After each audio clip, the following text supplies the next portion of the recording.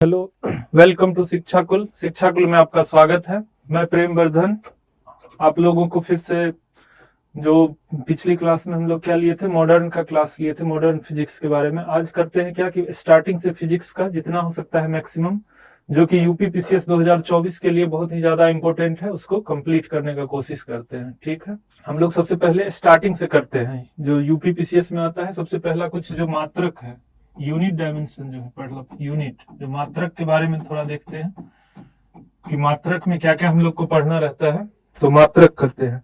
मात्रक में कुछ नहीं, हमको सबसे पहले पता होना चाहिए कि मूल मात्रक जो फंडामेंटल यूनिट्स है उसके बारे में पता होना चाहिए। तो मूल मात्रक कितने हैं? फंडामेंटल यूनिट्स जो है ये 7 हैं। मतलब इसको मूल मात्रक कहते हैं। मूल मात्रक ये पता होना चाहिए। ये कितने हैं? 7। तो ये 7 पता होना चाहिए। और इसका क्या पता होना चाहिए? इसका एसआई मात्रक क्या होगा? तो पहला क्या है? लंबाई।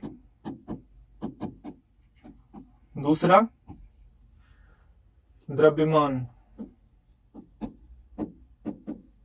तीसरा समय। चौथा है क्या? तापमान। चौथा तापमान हो गया। विद्युत धारा।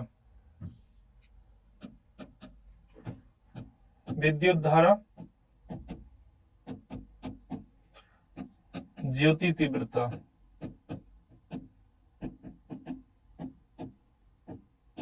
और कितना हो गया? ये 6 हो गया। 7 हो गया। 7वें नंबर पे क्या है हम लोग को पढ़ना? पदार्थ का परिमाण।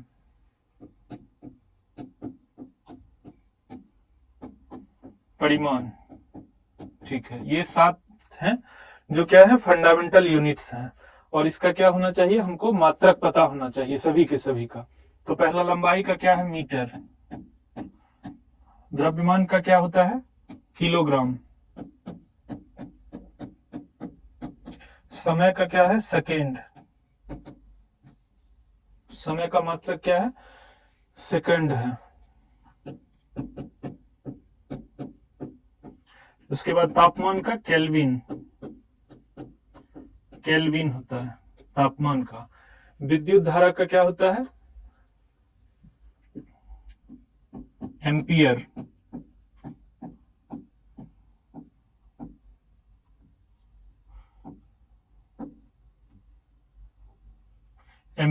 ठीक है। ज्योति तीव्रता का कैंडेला। और इसका मोल होता है। तो ये पता होना चाहिए। पहला क्या है? फंडामेंटल जो यूनिट्स है 7 है। और उसका सबका क्या है? ये एसआई यूनिट्स है। एसआई मात्रक। ये एसआई मात्रक जितने भी हम लिखे हैं ये एसआई मात्रक है। ये पता होना चाहिए। स्पेशली टेम्परेचर का केल्विन तो याद होना ही चाहिए, ये पूछता है। ज्योति तीव्रता का कैंडेला, एम्पियर करंट का, और ये मोल पदार्थ के परिमाण का जो होता है इसका मोल होता है। ठीक है, इसको हम लोग क्या करते हैं? एम से डिनोट करते हैं, इसको केजी से करते हैं, इसको सेकेंड को एस से करते हैं, केल्विन को के से करते हैं, और एम्पियर को ए से करते हैं। एम्पियर जो है इसको बड़ा ए से करते हैं, कैंडेला को सी डी से करते हैं, और मोल को एमओएल मोल्स करते हैं। तो ये इसका जो है संकेत है जो पता होना चाहिए। ठीक है, तो ये हो गया फंडामेंटल यूनिट्स, बस इसको याद रखना है। अब आगे बढ़ते हैं हम लोग। इसके साथ साथ दो जो है हम लोग को सप्लीमेंट्री यूनिट भी पता होना चाहिए। दो जो है संपूरक मात्रक जो दो यूनिट होते हैं उसको पता होना चाहिए। संपूरक क्या क्या है? पहला रेडियन जो होता है किसके लिए होता है? समतल कोण के लिए। पहले लिखते हैं समतल कोण। इसका मात्रक क्या होता है? समतल कोण कुछ नहीं होता है, जैसे ये कोई भी एक समतल है, उसमें जैसे ये हो गया, ये वृत्त का चाप है, तो ये थीटा एंगल बनाया। ठीक है, थीटा एंगल बनाया। ये आर हो गया, इसका रेडियस हो गया, ये हो गया डिस्टेंस डीएस, डिस्टेंस जो कवर किया। तो यही होता है किसी समतल में में जो है वृत्त की चाप की लंबाई और त्रिज्या का जो अनुपात होता है यही होता है। तो ये जो है ये कुछ डी थीटा मानते हैं, तो डी थीटा जो होता है ये ds अपॉन r होता है। तो इसको कुछ नहीं हम लोग रेडियन कहते हैं, रेडियन। तो ये याद रखना है कि समतल कोण का मात्रक क्या होता है, तो रेडियन होता है, ये पता होना चाहिए। समतल कोण का मात्रक रेडियन होता है। और दूसरा होता है घन कोण, इसका मात्रक क्या होता है, ये सॉलिड के लिए होता है। थ्री डायमेंशनल जो होता है कुछ भी, जैसे सॉलिड स्फेयर, सब स्फेयर जैसे होता है, हम लोग क्या बोलते हैं, गोला जिसको बोलते हैं, तो उसके लिए ये वहां पे जब करेंगे यही कैलकुलेट करेंगे। तो 3 डायमेंशनल में क्या है, स्टेरेडियन, स्टेरेडियन, तो ये हो गया स्टेरेडियन। ठीक है, तो ये दो संपूरक मात्रक जो है, सप्लीमेंट्री यूनिट इसको कहते हैं, सप्लीमेंट्री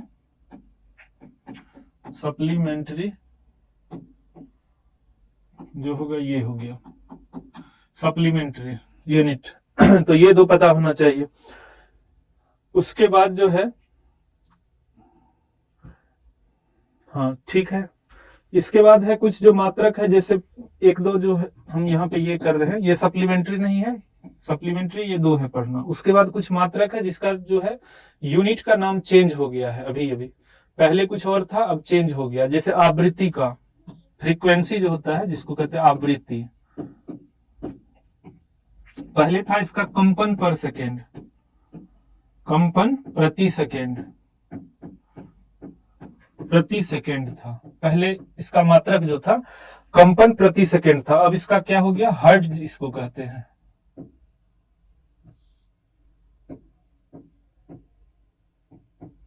हर्ट्ज, इसका मात्रक जो हो गया अब हर्ट्ज हो गया। ठीक है, HZ से इसको डिनोट करते हैं। ये इसका है नया मात्रक जो हो गया। ये हो गया कौन चीज का, किसका हो गया, ये आवृत्ति का। अब है ज्योति तीव्रता का, हम लोग देखते हैं। एक ये भी दिमाग में रखना है, ये पूछ सकता है। ज्योति तीव्रता, ज्योति तीव्रता का पहले क्या था, ज्योति तीव्रता का मात्रक जो था पहले था कैंडिल शक्ति था, कैंडिल शक्ति, कैंडिल शक्ति। अब इसको क्या कर दिया, इसी का नया नाम, ये न्यू नेम है। ठीक है, न्यू नेम, ये न्यू नेम जो है हर्ट्ज हो गया फ्रीक्वेंसी का, और इसका जो है ज्योति तीव्रता का क्या है, कैंडिल शक्ति को ही अब क्या कर दिया, कैंडला। तो ये मात्रक, ये कुछ ऐसे दिमाग में रखने की है जरूरत। तो ये हो गया, हम लोग को पता होना चाहिए। अब आगे बढ़ते हैं। आगे जो आगे कुछ जो है कुछ महत्वपूर्ण मात्रक में, जैसे हम लोग को पता होना चाहिए खगोलीय दूरी, खगोलीय दूरी ये क्या है, डिस्टेंस को मापने का है दूरी। खगोलीय दूरी क्या होता है, खगोलीय दूरी जो है इसको हम लोग एस्ट्रोनॉमियल यूनिट भी कहते हैं, एस्ट्रोनॉमियल, एस्ट्रोनॉमियल यूनिट कहते हैं। ठीक है, AU से इसको डिनोट करते हैं, AU। ये कुछ नहीं है, ये सन और पृथ्वी, पृथ्वी और सूर्य के बीच की दूरी को ही खगोलीय दूरी कहते हैं। अर्थ और सन के जो बीच का डिस्टेंस होता है उसको खगोलीय दूरी, इसको एक यूनिट के रूप में मान लिया गया है कि ये डिस्टेंस है। अब हमको कोई जैसे अर्थ से या सन से ही कोई दूसरे तारे का डिस्टेंस पता करना होगा तो ये खगोलीय दूरी के द्वारा ज्ञात किया जाता है। तो ये कुछ नहीं है, ये डिस्टेंस है अर्थ एंड सन, मतलब पृथ्वी और सूर्य के बीच की दूरी जो होता है वही है एस्ट्रोनॉमियल यूनिट। इसका क्या है वैल्यू, 1 एस्ट्रोनॉमियल यूनिट जो है ये है 1.495 into 10 to the power 11 metre, metres. ठीक है, 1.4 इंटू 1.495, ये याद रखने की, 1.495 into 10 to the power 11 metre, ये होता है खगोलीय दूरी। दूसरा पता होना चाहिए प्रकाश वर्ष, प्रकाश वर्ष ये क्या होता है, प्रकाश द्वारा एक साल में या एक वर्ष में तय की गई दूरी, प्रकाश वर्ष यही होता है। प्रकाश वर्ष को क्या कहते हैं, light year, light years, light year. ठीक है, तो ये क्या होता है लाइट जो प्रकाश वर्ष है, लाइट ईयर, तो 1 ईयर में जो प्रकाश के द्वारा तय की गई दूरी होती है उसी को प्रकाश वर्ष कहते हैं। तो distance travelled by light in 1 year कह सकते हैं इसको, या प्रकाश द्वारा एक वर्ष में तय की गई दूरी। ये भी क्या है, सबसे पहले ये क्या है, ये सभी जो मात्रक है किसका है, ये जो मात्रक है सब डिस्टेंस का, दूरी का, दूरी के इंपॉर्टेंट मात्रक, ये एग्जाम में आता है इसलिए इसको यहाँ पे हम नोट करा रहे हैं। ठीक है, तो प्रकाश वर्ष है, तो प्रकाश वर्ष क्या होता है, एक प्रकाश वर्ष बराबर कितना होता है, एक प्रकाश वर्ष बराबर 1 लाइट ईयर जो होता है, 1 light year is equal to 9.46 into 10 to the power 15 metres, ये होता है लाइट ईयर। कि प्रकाश द्वारा एक वर्ष में तय की गई दूरी जो होता है ये 9.46 इंटू 10 टू द पावर 15, ठीक है, मीटर्स होता है। ठीक है, अब तीसरा है, हम लोग को पता होना चाहिए एक और यूनिट है पारसेक। पारसेक के बारे में पता होनी चाहिए। पारसेक क्या होता है, यह भी दूरी मापने का है, यह भी जो है दूरी मापने का। पारसेक, पारसेक क्या होता है, पारसेक जो 1 पारसेक होता है ये 3.26 प्रकाश वर्ष के बराबर होता है। तो वो एक प्रकाश वर्ष जो है 1 लाइट ईयर में कितना है, 9.46 into 10 to the power 15 metres. तो 3.26 से अगर इसको मल्टीप्लाई करेंगे तो ये आ जाता है 3.08 into 10 to the power 16 metres. ठीक है, ये हो जाता है। एक पारसेक बराबर या तो 3.26 प्रकाश वर्ष होगा या 3.08 into 10 to the power 16 metres होगा। तो ये पता होना चाहिए। कुछ और इंफॉर्मेशन देखते हैं जो कि पता होना चाहिए हम लोगों को। एक जैसे बल है, बल का एसआई मात्रक क्या होता है, एसआई यूनिट जो होता है इसका न्यूटन होता है। इसके बारे में आगे देखेंगे भी न्यूटन क्या होता है जब हम लोग पढ़ेंगे।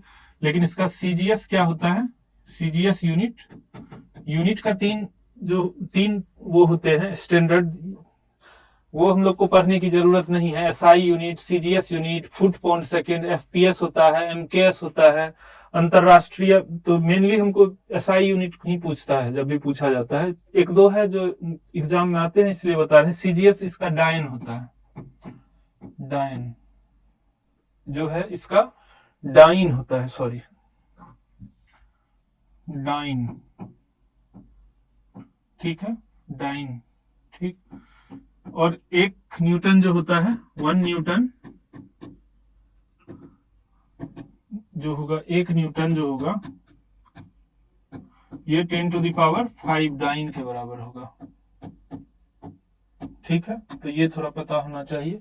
एक और है जो एग्जाम में आते हैं, ठीक है, ये पता रखना है कि ये जो है क्या है, सीजीएस यूनिट है। बल का जो है सीजीएस यूनिट डाइन होता है। अब एक हम लोग को कार्य का सीजीएस यूनिट भी पता होना चाहिए। कार्य जो होता है वर्क, इसका एसआई यूनिट क्या होता है, एसआई यूनिट, एसआई यूनिट इसका क्या होता है, जूल होता है, जूल। और इसका सीजीएस यूनिट क्या होता है, अर्ग होता है, अर्ग। अब एक जूल जो होता है कितने अर्ग के बराबर होता है ये पता होना चाहिए, 10 टू द पावर 7 अर्ग के बराबर। तो एक ये इंफॉर्मेशन पता होनी चाहिए, ये एग्जाम में आ चुके हैं इसीलिए इसको हम डिस्कस कर लिए। ठीक है, तो ये हो गया।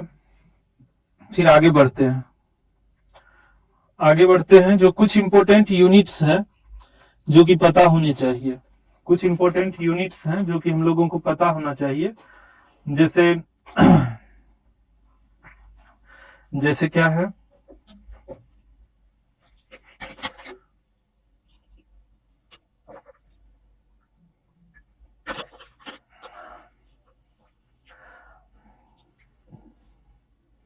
जैसे एक जो ये पता होना चाहिए, 10 टू द पावर -6 को हम लोग क्या कहते हैं, माइक्रो। ठीक है, 10 टू द पावर -9 को क्या कहते हैं, नैनो। ये पता होना चाहिए। 10⁻⁻10 को क्या कहते हैं? एंगस्ट्रॉम। एंगस्ट्रॉम, ठीक है। 10⁻⁻10 ये मीटर में है सब, तो ठीक है। ये 1 एंगस्ट्रॉम इतना मीटर होता है, ठीक है। 1 एंगस्ट्रॉम 1 नैनोमीटर मतलब इतना मीटर होगा, इतना मीटर होगा ये। 1 micrometre is equal to 10⁻⁻6 metre, ठीक है। अब आगे हम लोग देखते हैं। हाँ, इसके बाद कुछ जो पता होना चाहिए हमको, ये वाला, जैसे गीगा की बात होती है, गीगा हर्ट्ज ये सब कहते हैं, तो गीगा मतलब 10⁹ मीटर। ये बहुत बड़ा होता है मीटर के कंपैरिजन में। 1 गीगा का मतलब 1 गीगा मीटर जो होगा 10⁹ मीटर के बराबर। बट नैनो में क्या है, -9 हो जाता है। नैनो जो है मीटर के रिस्पेक्ट में बहुत छोटी इकाई है, ठीक है। तो ये 2-4 जो है पता होना चाहिए। तो ये हो गया कुछ जो है जैसे हम लोग को कुछ थोड़ा 1-2 और पता होना चाहिए। जैसे 1 गैलन जो होता है, 1 गैलन में कितना लीटर होता है? तो 1 गैलन में कितना लीटर होता है? तो 1 गैलन में 3.78 लीटर के बराबर होता है। 1 गैलन जो होता है 3.785 लीटर ये होता है। ये भी पता होना चाहिए, क्योंकि गैलन की बात होती है जब भी हम लोग ऑयल, क्रूड ऑयल ये सब परचेज करते हैं तो गैलन में बात होती है। तो 1 गैलन कितना होगा पूछ सकता है ये। तो 1 गैलन 3.785 लीटर होता है, ठीक है। तो ये कुछ हो गया इंपॉर्टेंट जो है। लीप ईयर तो पता ही होगा, 366 डेज को लीप ईयर कहते हैं, जिसमें 29 डेज का फरवरी होता है। ये सब तो पता होगा सबको। और एक लूनार मास और सोलर मास जो होता है ये पता रखना। एक चंद्रमास को क्या कहते हैं? Lunar month. और दूसरा क्या होता है? सौर मास, जिसको कहते हैं सोलर मंथ। तो ये इसका क्या होता है? एक लूनर मंथ कितने दिन का होता है? लूनर मंथ जो होता है कम से कम, चंद्रमास जो होता है 28 दिन का, 4 सप्ताह का होता है, 28 डेज। और ये जो होता है 30 या 31 दिन का सोलर मंथ जो होता है या तो 30 दिन का होगा या 31 दिन का होगा। क्योंकि जिसमें 31 दिन कब होगा? जब फरवरी में जो होता है, फेब में 28 या 29, ये भी कह सकते हैं सोलर मंथ। क्योंकि फरवरी का महीना में क्या होगा कि मंथ कितने दिन का होता है? 28 होगा। और लीप ईयर में क्या हो जाता है? 29 दिन का हो जाता है। तो ये हो गया, ठीक है। खगोलीय इकाई हम लोग ने कर लिया। एक नॉटिकल मील जो होता है, एक नाविक मील, ये पता होनी चाहिए। एक नाविक मील जो होता है ये कितना होता है? 1.85 किलोमीटर के बराबर होता है। ये बात पता होनी चाहिए कि समुद्र में जो हम लोग डिस्टेंस कवर करते हैं उसको किससे मेजर करते हैं? नाविक मील, नॉटिकल मील जिसको कहते हैं, ठीक है। और वो क्या होता है? किलोमीटर के रिस्पेक्ट में करीब करीब 2 गुना के से थोड़ा सा कम होता है। 1 नॉटिकल मील करीब करीब हो जाता है 1.85 किलोमीटर के बराबर, ठीक है। वैसे 1 मील कितना होता है? 1 मील जो होता है, 1 मील कितना होता है? ये 1.6 किलोमीटर के बराबर। तो मील से भी बड़ा होता है नॉटिकल मील। जो हम लोग का मील होता है, यहाँ पे जो हम लोग माइल कहते हैं कि 1 माइल डिस्टेंस, तो 1 mile distance is equal to 1.6 kilometre. और 1 नॉटिकल माइल, जिसको 1 नाविक मील कहते हैं, तो वो डिस्टेंस होता है 1.85 किलोमीटर, 1.85 किलोमीटर। तो ये थोड़ा इंफॉर्मेशन है जो पता होनी चाहिए फिजिक्स में। और एक और इंफॉर्मेशन, 1 पाउंड की बात करते हैं। पाउंड जो है क्या? ये द्रव्यमान मापने वाला होता है, जिसमें क्या हम लोग किसी का वेट मापते हैं पाउंड में। तो 1 पाउंड कितना होता है? कितना ग्राम का होगा? तो ये करीब करीब 453, ये जो होता है करीब करीब 453 ग्राम। थोड़ा सा इससे ज्यादा होता है, पॉइंट कुछ है, 453.5 कर देते हैं, पॉइंट है यहाँ, ठीक है। तो ये हाफ केजी से थोड़ा कम होता है। पाउंड जो होता है, 1 पाउंड जो होता है, ये हाफ केजी से थोड़ा 50 ग्राम के आसपास कम होता है, मतलब 453.5 ग्राम होता है ये पाउंड। तो ये क्या है, द्रव्यमान का मात्रा। गैलन क्या हो गया, ये हम लोग लिक्विड को जब करते हैं गैलन में तेल, तो ये हो गया। ये सब कुछ है जो ध्यान रखना चाहिए, पता होनी चाहिए, ठीक है। आगे बढ़ते हैं। आगे अब हम लोग सबसे पहले क्या है इंपॉर्टेंट करना हम लोगों को, तो इसके बाद हम लोग को सबसे जरूरी है जो करना वो है कि हम लोग पढ़ते हैं सदिश अदिश राशियां, स्केलर और वेक्टर क्वांटिटी। तो सबसे पहले अदिश। अदिश राशि क्या है,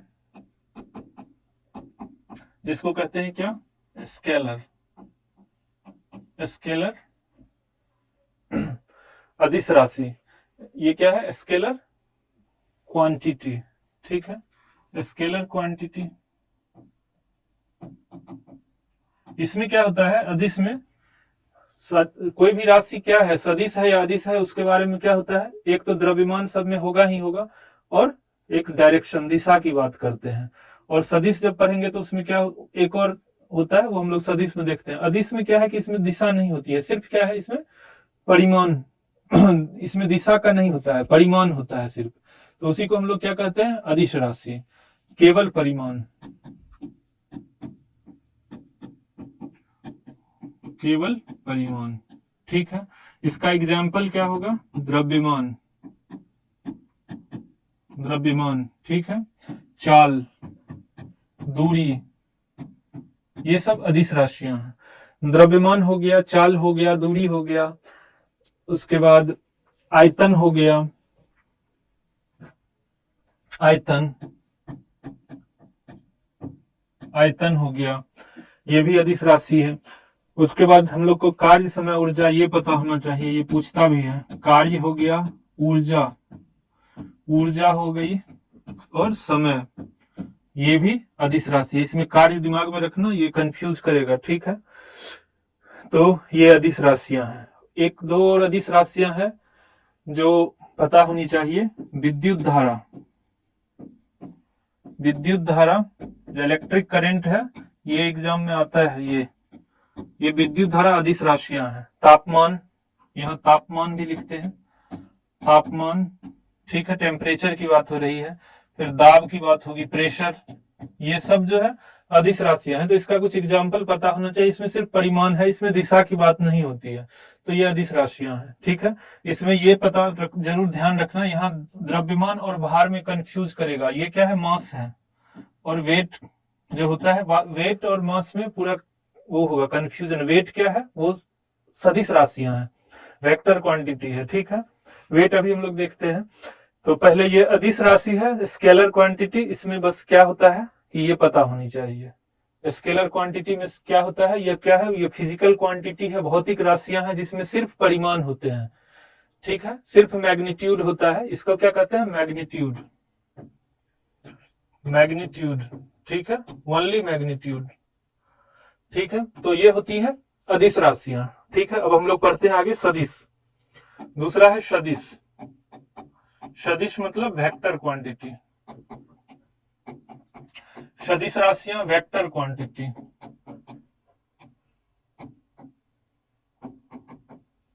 ठीक है। इसमें क्या होगा, इसमें परिमाण तो होगा ही होगा, मैग्नीट्यूड के साथ साथ डायरेक्शन भी होता है। तो इसमें क्या है, परिमाण, पहला क्या है, परिमाण प्लस दिशा, डायरेक्शन, मतलब इसमें मैग्नीट्यूड प्लस डायरेक्शन, ठीक है। तो ये होती है सदिश राशियां, वेक्टर क्वांटिटी।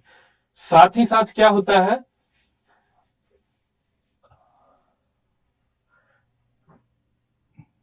तो ये जान, हाँ, इसके बाद क्या है, एक योग के निश्चित नियम के द्वारा इसको जोड़ा जा सकता है।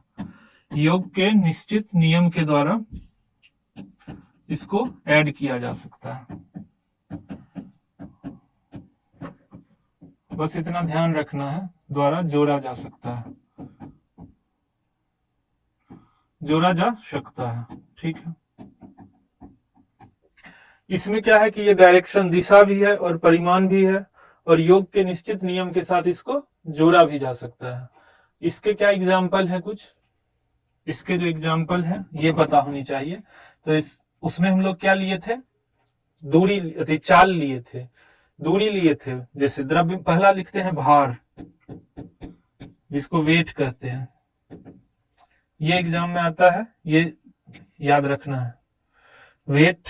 दूसरी बात क्या था, उसमें क्या था, डिस्टेंस की बात किए थे। यहाँ पे डिस्प्लेसमेंट की बात होती है, विस्थापन जिसको कहते हैं, विस्थापन, इसको क्या कहते हैं, डिस्प्लेसमेंट,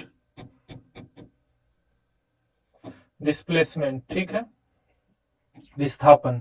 वहां पे चाल की बात किए थे, चाल, और यहां हम करेंगे वेग का बात करेंगे, वेग, ठीक है, वेग हो गया। उसके बाद बल जो होता है, बल में भी डायरेक्शन की बात होगी, अभी देखेंगे हम लोग बल, त्वरण जो होगा, और भी है इत्यादि, ये सब है एग्जाम्पल सब, ठीक है। तो ये सब क्या है, सदिश राशियां, सदिश राशियां, ठीक है। सदिश राशियां में क्या होता है, परिमाण होता है, मतलब मैग्नीट्यूड होता है, डायरेक्शन होता है, और एक निश्चित नियम होता है, फिक्स्ड लॉ के द्वारा उसको ऐड कर सकते हैं, ठीक है। तो बस इतना बात पता होनी चाहिए। इसका एग्जाम्पल एक ये पता, भार रखना ध्यान, विस्थापन क्या होता है अभी देखते हैं हम लोग, वेग, बल, त्वरण, ये सब है, ठीक है। आगे बढ़ते हैं। अब सबसे पहले हमको पता क्या होना चाहिए, दूरी क्या होता है, दूरी मतलब डिस्टेंस,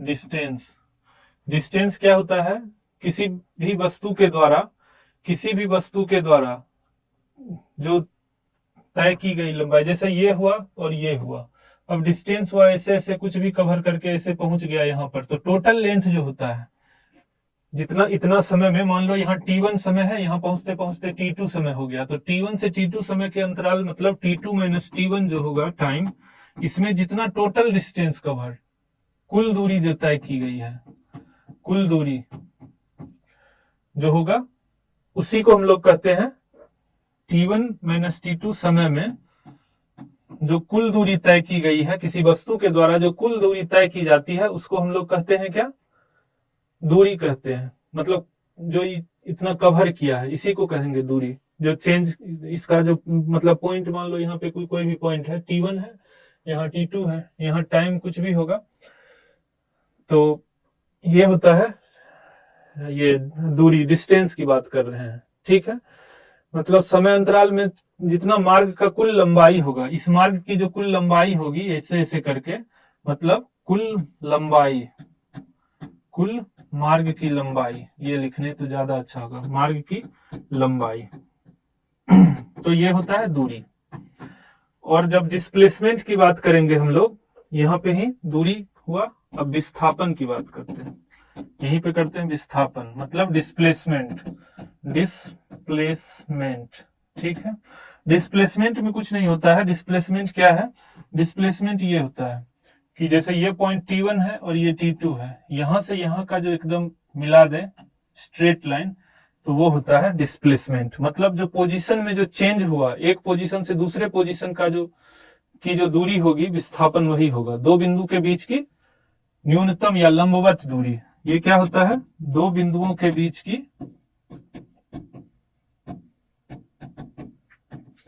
बीच की लंबवत या न्यूनतम, लंबवत या न्यूनतम दूरी, यही होता है विस्थापन, ठीक है। तो यहां से यहां तक जो पहुंचे हम लोग, तो ये विस्थापन हुआ। ये दूरी क्या है, अदिश राशि है। विस्थापन क्या है, सदिश, क्योंकि यहाँ डायरेक्शन की बात होती है, ये सदिश राशि है, ठीक है। तो ये हो गया। हाँ, तो आगे बढ़ते हैं फिर हम लोग। दूरी, विस्थापन हो गया। चाल, चाल और वेग में क्या है, चाल हुआ और वेग हुआ। तो चाल है क्या, वेग क्या है। चाल हम लोग देखे थे कि अदिश राशि है, तो ये क्या होता है चाल, कि प्रति सेकेंड तय की गई दूरी। चाल जो होता है प्रति सेकेंड तय की गई दूरी, दूरी को चाल कहते हैं। मतलब चाल इज इक्वल टू, हम लोग जानते हैं दूरी बटा समय होता है, ये पता होना चाहिए। दूरी का मात्रक क्या होता है, मीटर, समय का क्या होता है, सेकेंड। तो मीटर पर सेकेंड, तो चाल का क्या होगा, जो मात्रक हम लोग चाल का क्या होगा, मीटर पर सेकेंड में कैलकुलेट करते हैं चाल का, या अगर यहाँ किलोमीटर पर आवर करते हैं तो वो भी होता है। अब मीटर पर सेकेंड को किलोमीटर या किलोमीटर पर आवर अगर है, उसको हम लोग कन्वर्ट जो करते हैं उसके बारे में पता होना चाहिए। जैसे ये तो पता ही होगा सबको कि 1 किलोमीटर जो होगा 1000 मीटर के बराबर होता है, और एक आवर में कितना सेकेंड होता है, 3600 सेकेंड होता है। तो इसके बेसिस पे कवर ये मतलब चेंज कर सकते हो एक दूसरे को, मीटर पर सेकेंड को किलोमीटर पर आवर में। ऐसे यहाँ फिर देखते हैं, ऐसे किलोमीटर पर आवर है, इसको 5/18 से मल्टीप्लाई करेंगे तो मीटर पर सेकेंड आएगा, ये ध्यान रखना। या अगर मीटर पर सेकेंड है तो मीटर पर सेकेंड है, इसको 18/5 से गुना कर देंगे तो ये क्या हो जाएगा, किलोमीटर पर आवर हो जाता है। ये कुछ है नहीं, 5/18 जो है ये कुछ नहीं है, इससे आया है। ये 3600 सेकेंड है और यहाँ क्या है, 1000 मीटर है, इसी से कट के आया है। तो इसको शॉर्ट में अगर ध्यान रखना है, हो सकता है मतलब वो एप्टीट्यूड में कभी क्वेश्चन आता है ये सब, तो सॉल्व करने में हेल्प मिलेगा। ठीक है, तो ये हो गया चाल। चाल में और कुछ है नहीं। फिर हम लोग पढ़ते हैं, चाल के बाद हम लोग वेग पढ़ते हैं, जिसको क्या कहते हैं, वेलोसिटी। वेग, वेलोसिटी। वेलोसिटी में कुछ नहीं करना है। वेलोसिटी क्या है, हम लोग पढ़े हैं, क्या है ये, सदिश राशियां हैं। तो ये कुछ नहीं है, विस्थापन की दर को कहते हैं, विस्थापन की दर। दर का क्या मतलब होता है, दर क्या होता है, चेंज के बारे में ये करता है। रेट ऑफ चेंज, रेट जो क्या है, रेट क्या होता है, कुछ भी चेंजिंग जो होता है उसके बारे में बात होती है, तो उसी को हम लोग दर कहते हैं। मतलब इसका क्या हुआ, एक निश्चित दिशा में प्रति सेकंड वस्तु द्वारा तय की गई दूरी को ही वेलोसिटी कहते हैं, वेग कहते हैं। एक निश्चित दिशा में, क्योंकि यह क्या है, एक निश्चित दिशा में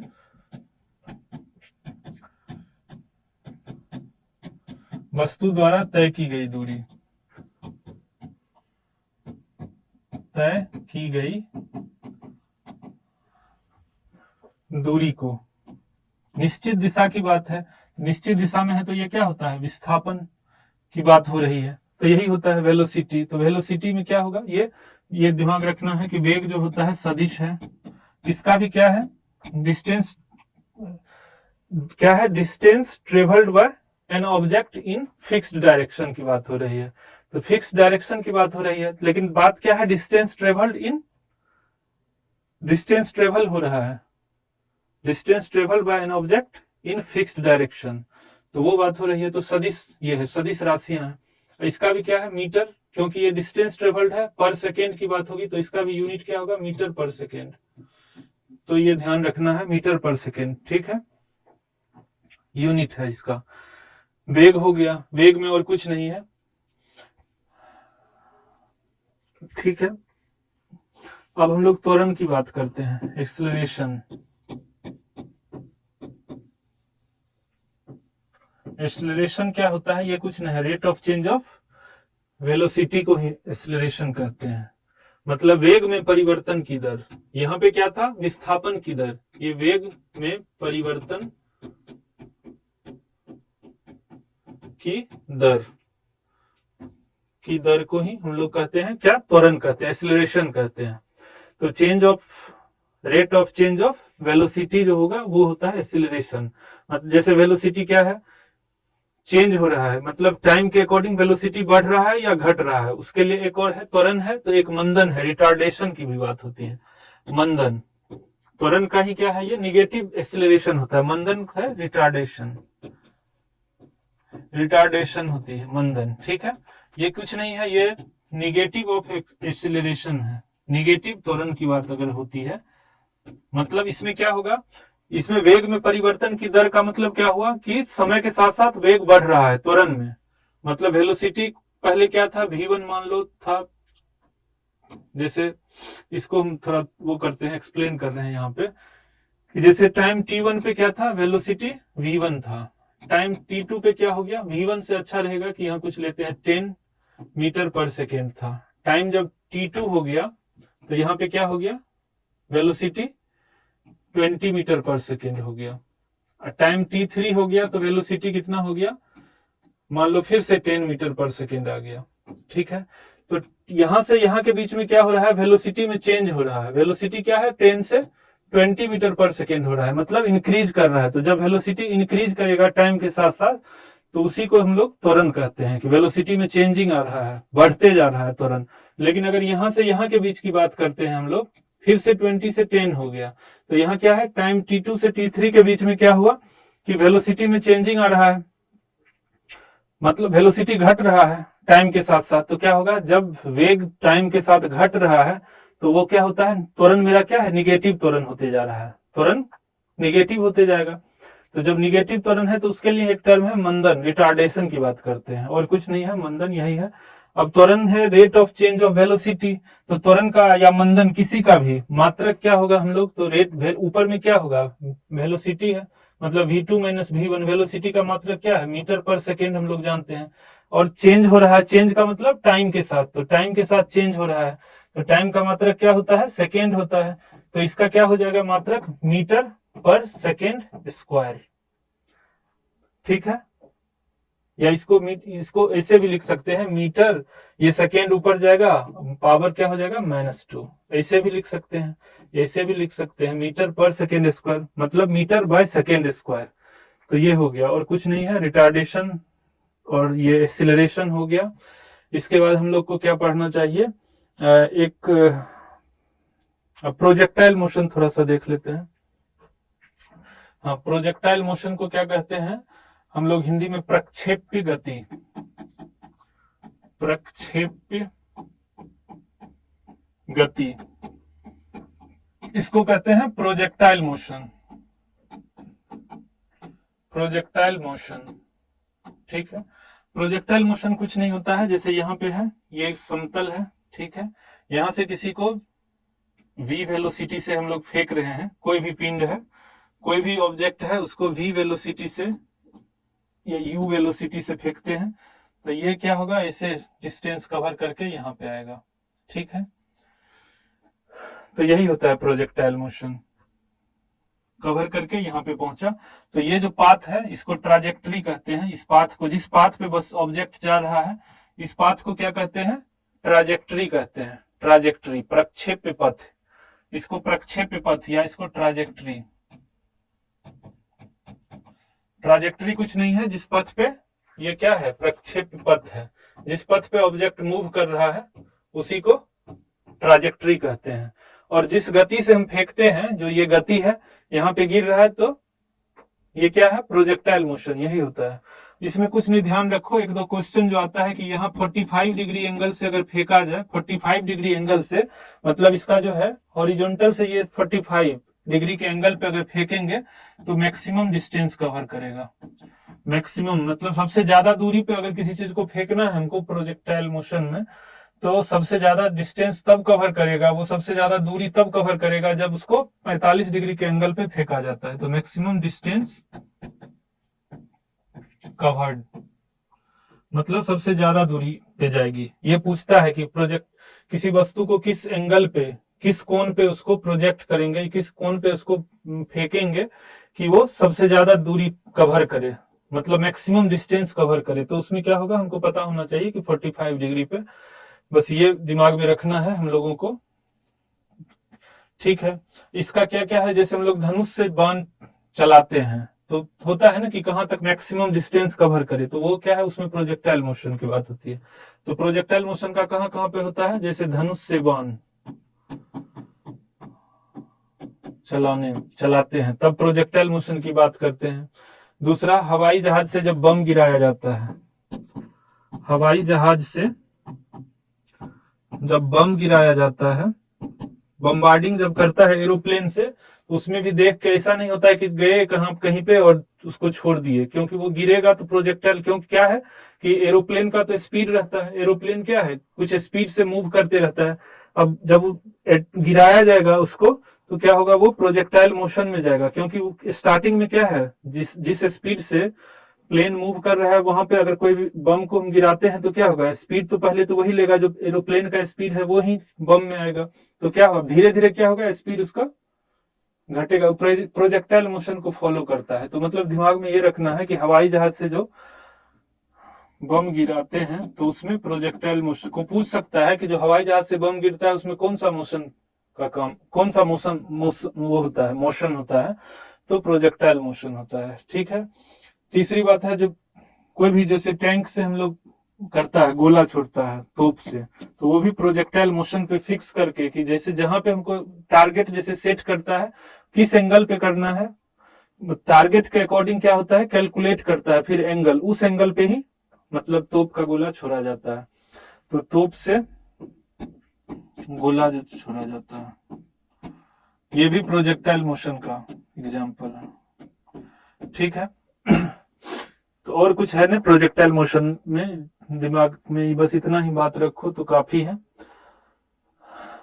प्रोजेक्टाइल मोशन हो गया। इसके बाद जो हम लोग को सबसे इंपॉर्टेंट है, न्यूटन्स लॉ पढ़ते हैं, न्यूटन के गति का नियम। न्यूटन के गति का नियम, इससे क्वेश्चन आता है। इससे मेनली क्या है, एग्जाम्पल से क्वेश्चन आता है। तो न्यूटन्स लॉ इसको कहते हैं, न्यूटन्स लॉ। ये तो सबको पता होगा कि न्यूटन्स के कितने, 3 लॉ दिए थे। न्यूटन्स के द्वारा कितने लॉ दिए गए थे, 3 लॉ। 3 लॉ था न्यूटन्स का। गति का प्रथम नियम, द्वितीय और तृतीय नियम दिए थे न्यूटन्स ने। तो पहला लॉ क्या है, न्यूटन्स के गति का पहला जो है, न्यूटन्स के गति प्रथम नियम जो क्या है,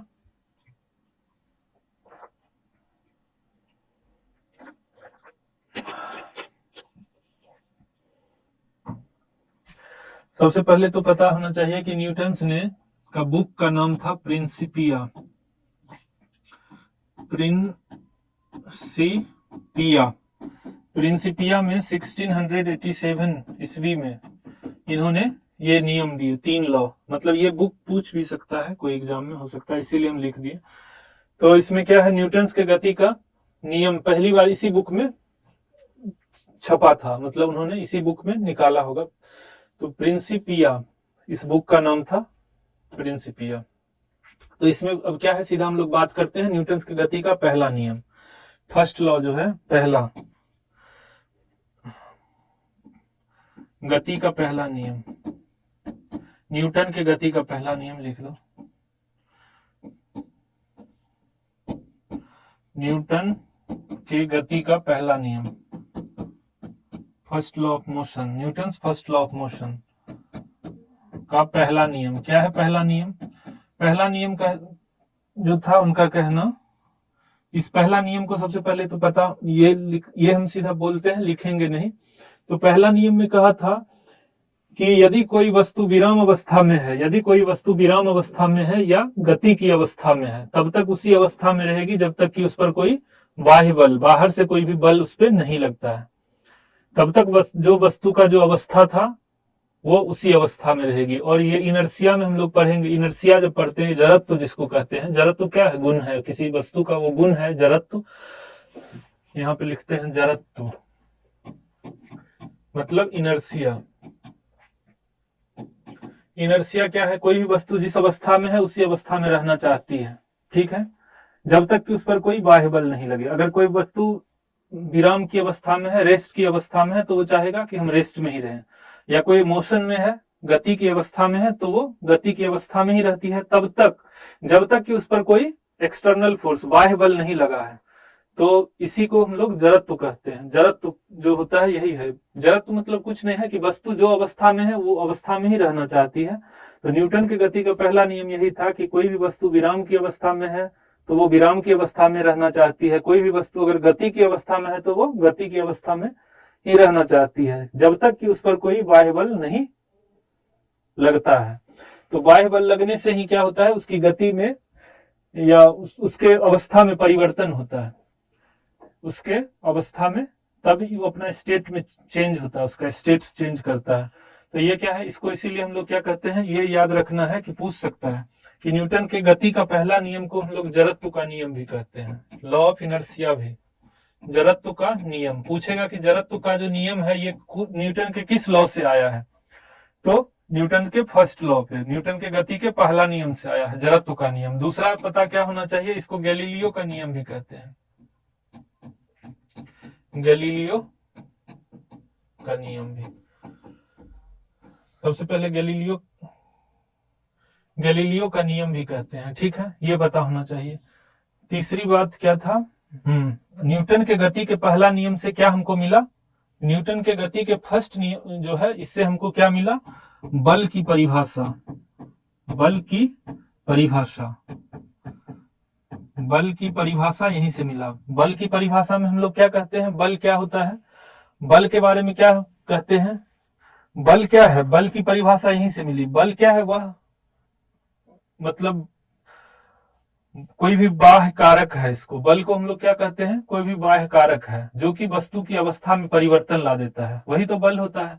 बल क्या है, कोई वस्तु कोई भी अवस्था में, उस पर अगर हम बल लगाते हैं तो क्या अवस्था में चेंज होता है।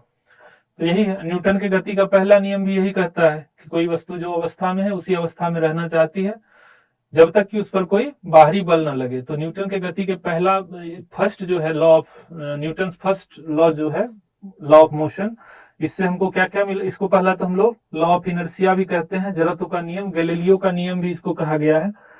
और तीसरी बात है कि इंपॉर्टेंट की बल की परिभाषा, इसी में हम जब देखेंगे न्यूटन के law, second law of motion, उसमें क्या है कि बल का वो देता है F = ma, जो हम लोग पढ़ेंगे अभी, कि जो बल जो होता है किसी भी वस्तु के मास और जो त्वरण होगा, चेंज जो होगा उसके उसमें वेलोसिटी में जो चेंज आएगा बल लगने से, उसके गुणनफल के बराबर होता है। मतलब न्यूटन का सेकेंड लॉ ऑफ मोशन देता है, बल का व्यंजक देता है, ठीक है, लेकिन फर्स्ट लॉ में परिभाषा मिलती है। तो ये पता होना चाहिए हम लोगों को जो एग्जाम में आता है। तो न्यूटन के गति का पहला नियम को जड़त्व का नियम कहेंगे, गैलीलियो का नियम कहेंगे, इससे हमको बल की परिभाषा मिलती है।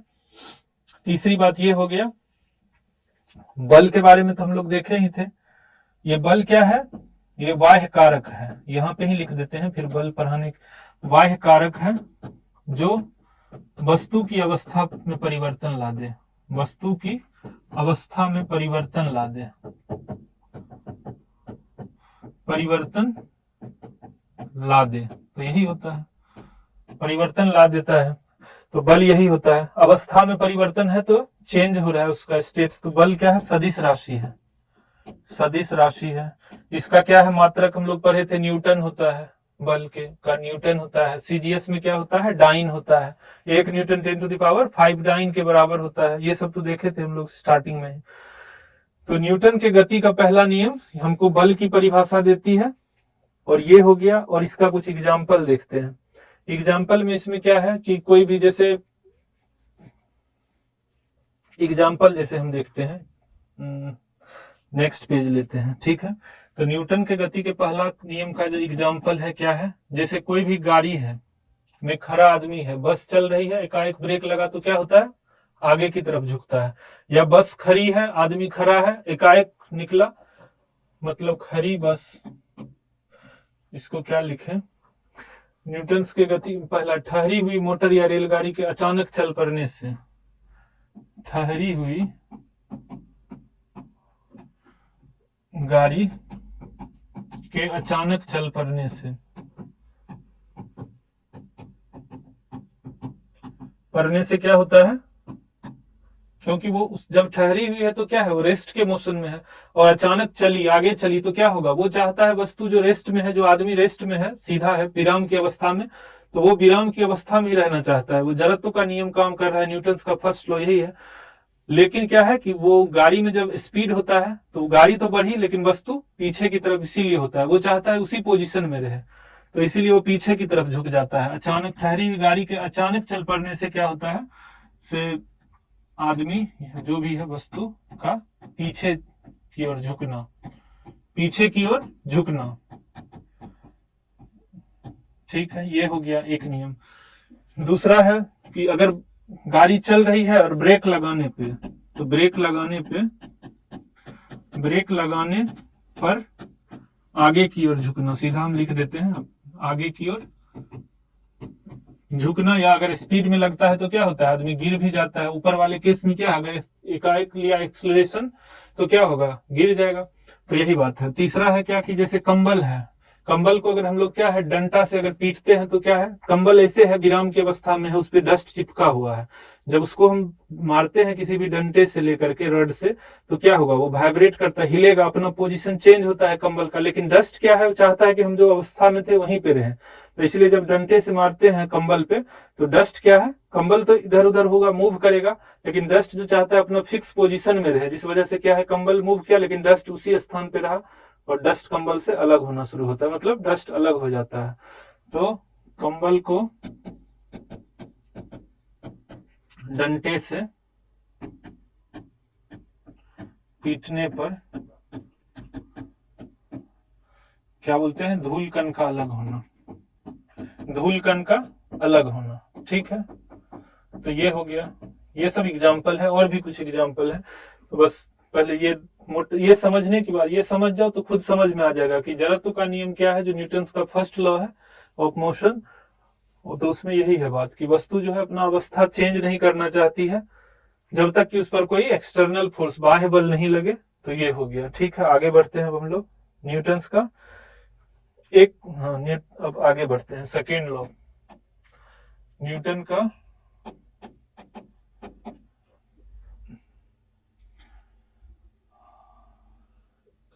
Newton second law of motion, इसको न्यूटन का द्वितीय गति नियम कहते हैं, द्वितीय गति नियम। ठीक है, second law of motion, Newton second law of motion, इसको Newton second law of motion. ठीक है, ठीक है, ये हो गया। इसमें क्या होता है, न्यूटन के सेकेंड लॉ ऑफ मोशन से को जानने के लिए से पहले हम लोग को पढ़ना चाहिए, थोड़ा सा पता होना चाहिए संवेग के बारे में, मोमेंटम के बारे में। संवेग, संवेग मतलब मोमेंटम। ठीक है, मोमेंटम ये कुछ नहीं होता है। संवेग क्या होता है, किसी भी वस्तु का मास और वेग का गुणनफल को संवेग कहते हैं। वस्तु, किसी भी वस्तु का द्रव्यमान गुना उसका वेग, मतलब संवेग को हम लोग P से डिनोट करते हैं। P जो होता है ये मास हो गया m और v हो गया वेलोसिटी, तो P is equal to m into V होता है। अब इसका क्या होता है मात्रक, मास का किलोग्राम, इसका क्या होता है मीटर पर सेकेंड, तो किलोग्राम मीटर पर सेकेंड ही संवेग का मात्रक हो जाएगा। तो ऐसे मतलब मात्रक ध्यान में रख सकते हैं।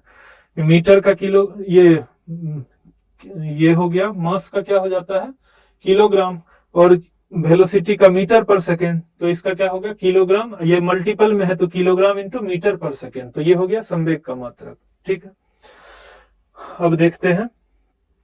हाँ, तो संवेग यही होता है। संवेग कुछ नहीं होता है, किसी वस्तु के द्रव्यमान और वेग के गुणनफल को उस वस्तु का संवेग कहते हैं। ये हो गया बात क्लियर।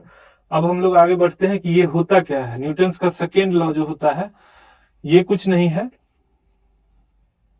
ये जो है न्यूटन्स का सेकेंड लॉ ऑफ मोशन, ये है संवेग परिवर्तन की दर, संवेग परिवर्तन की दर, मतलब संवेग में परिवर्तन होगा की दर लगाए गए बल के समानुपाती, प्रोपोर्शनल होता है। समानुपाती या अनुक्रमानुपाती भी इसको कहते हैं, एक ही बात हुआ। कहीं कहीं लिखा रहेगा बुक में अनुक्रमानुपाती, समानुपाती एक ही चीज है, और व्युत्क्रमानुपाती अलग हो गया, वो हो गया इनवर्सली प्रोपोर्शनल, ये हो गया प्रोपोर्शनल की बात हो रही है। समानुपाती या तो लगाए गए बल के समानुपाती होते हैं, तो ये होता है संवेग। ये सेकेंड लॉ ऑफ मोशन जो है, मतलब किसी वस्तु के संवेग में परिवर्तन की दर उस वस्तु पर आरोपित बल के समानुपाती होगा, यही होता है न्यूटन्स का सेकेंड लॉ ऑफ मोशन। इसमें क्या होता है, हम लोग को क्या मिलता है, इसमें ध्यान रखने की बात क्या है Newton second law of motion में, कि F is equal to M A की जो बात होती है। ठीक है, F is equal to M A, ये कैसे होता है ये थोड़ा हम देखते हैं, फिर एम ए खुद आ जाएगा, देखते हैं एक बार समझते हैं। कह रहे संवेग परिवर्तन की दर, तो संवेग कहीं वस्तु का P1 है वो हो जाएगा P2, इस पर कोई भी फोर्स लगा एफ लगा, एफ कोई भी बस एफ जो होता है, सॉरी हाँ यहाँ पे देखते हैं, ठीक है। संवेग में जो परिवर्तन है क्या कह रहा है, परिवर्तन का मतलब क्या हुआ, पहले संवेग P1 था, अब कुछ देर बाद उसका संवेग क्या हो जाएगा P2। संवेग क्या है, कुछ नहीं है, वस्तु का मास और वेलोसिटी का गुणनफल होता है, वही संवेग होता है। तो चेंज कब होगा, जब इस पे हम लोग कोई बाहरी बल लगाएंगे, जब इस पे कुछ कोई भी वस्तु है, इस पे कोई भी बाहरी बल F लगाए, फोर्स लगाए, तभी तो इसका संवेग P1 से P2 हो गया। तो संवेग में परिवर्तन कह रहा है, तो परिवर्तन का मतलब क्या होता है, P2 माइनस P1, यही है संवेग परिवर्तन की दर। दर की बात हो रही है, तो दर क्या होता है, टाइम के रिस्पेक्ट में चेंज होता है, वही तो दर होता है। तो ये हो गया एस, तो ये जो होता है डायरेक्टली प्रोपोर्शनल टू क्या कह रहा है, फोर्स के होता है। अब अगर इसको हम लोग सॉल्व करते हैं, P2 क्या हो जाता है, M2 माइनस M2V2 लिख सकते हैं, क्योंकि M इंटू V होता है। यहाँ क्या होगा,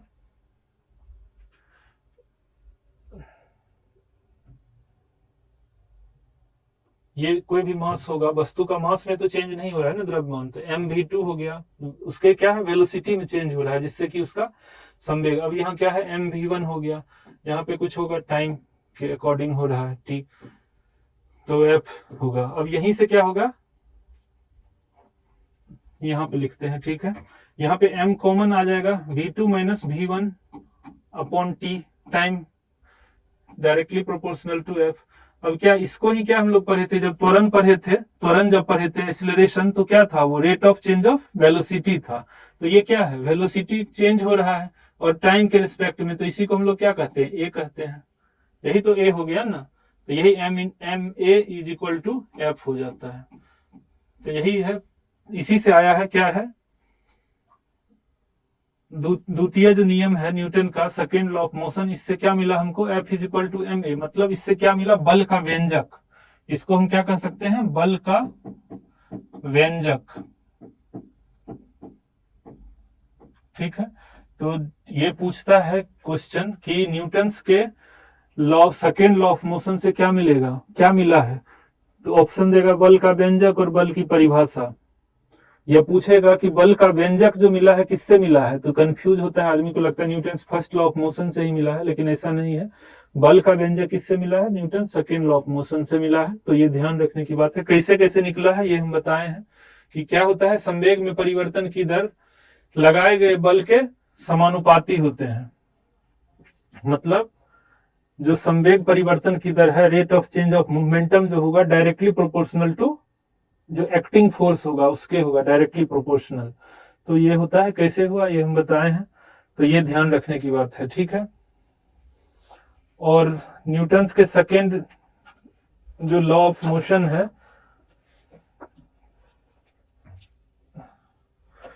इसके बारे में हो गया, एक सेकेंड,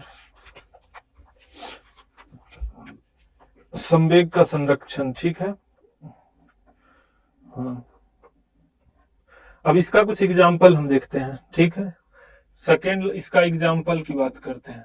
एग्जाम्पल का जैसे सबसे जो इसका इंपॉर्टेंट एग्जाम्पल होता है, जैसे कैच, जो तेजी से आता हुआ गेंद जो है, तेजी से आती हुई गेंद को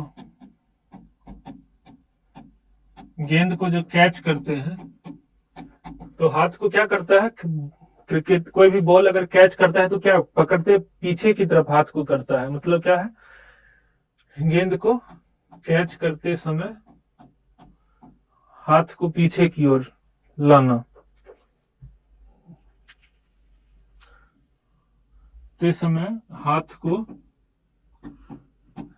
गेंद की जो क्या है कि उधर से गेंद आ रहा है, तो हम लोग क्या कर रहे हैं, हाथ को गेंद की दिशा में पीछे की तरफ करते हैं। संवेग संरक्षण यही है, हाथ को गेंद की दिशा में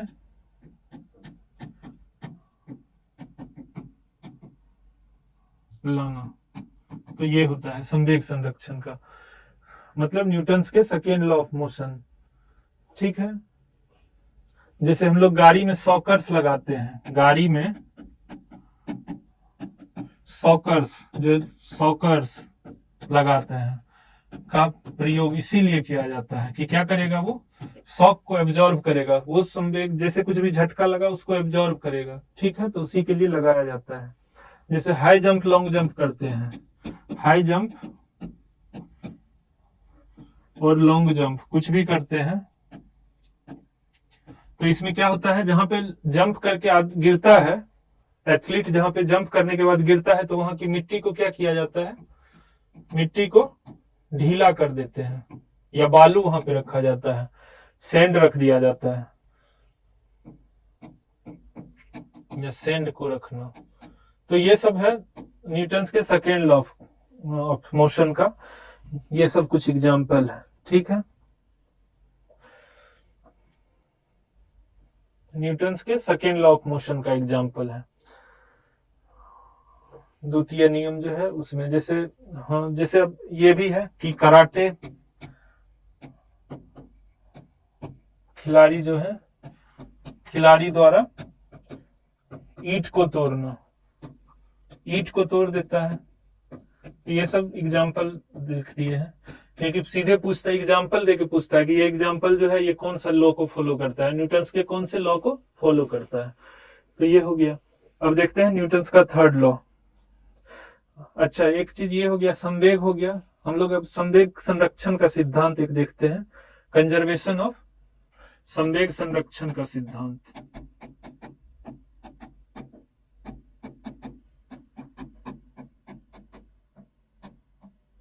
सिद्धांत, ठीक है, संवेग संरक्षण का सिद्धांत, law of conservation of momentum, इसको कहते हैं law of conservation of, conservation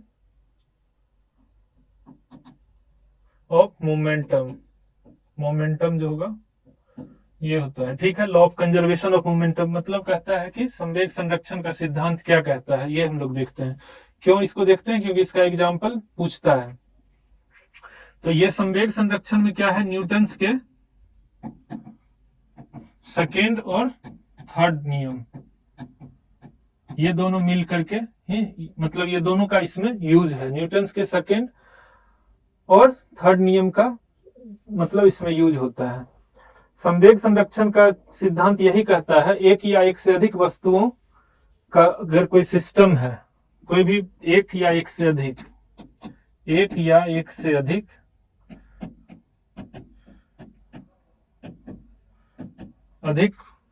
वस्तु का निकाय है या सिस्टम है, वस्तु का निकाय, निकाय का मतलब कुछ नहीं है, सिस्टम की बात हो रही है। एक या एक से अधिक वस्तु का निकाय पर कोई बाहरी बल नहीं लग रहा हो तो उसका, पर कोई बाहरी बल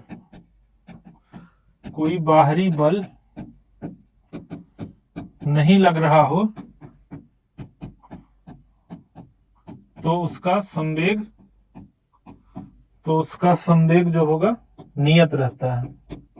नियत मतलब फिक्स रहता है, नियत रहता है, कांस्टेंट रहेगा। ठीक है, जब तक उस पर कोई बाहरी बल नहीं लगेगा तो उसका संवेग क्या होगा, नियत रहेगा।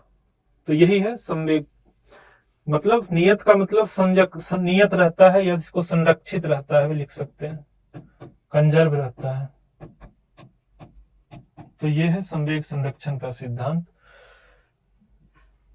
इसका मतलब ये हुआ कि एक वस्तु को जितना संवेग परिवर्तन, एक वस्तु में जितना संवेग परिवर्तन होता है, इसका मतलब कुछ नहीं है कि दो वस्तु है या एक ही, तो उसमें जिस किसी एक दो वस्तु का जैसे सिस्टम है, तो एक में जितना संवेग परिवर्तन होगा दूसरा में ठीक उतना विपरीत दिशा में ही संवेग परिवर्तन होगा, और दोनों का संवेग मिलकर बैलेंस बना लेगा, मतलब कंजर्व होता है।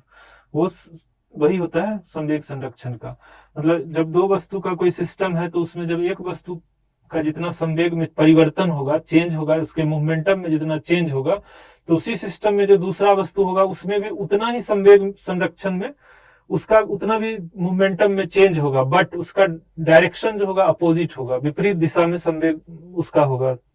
तो एक वस्तु, दो वस्तु के सिस्टम में क्या होता है कि एक वस्तु में जितना संवेग में परिवर्तन होगा ठीक उतना ही विपरीत दिशा में दूसरे वस्तु के संवेग में परिवर्तन होता है।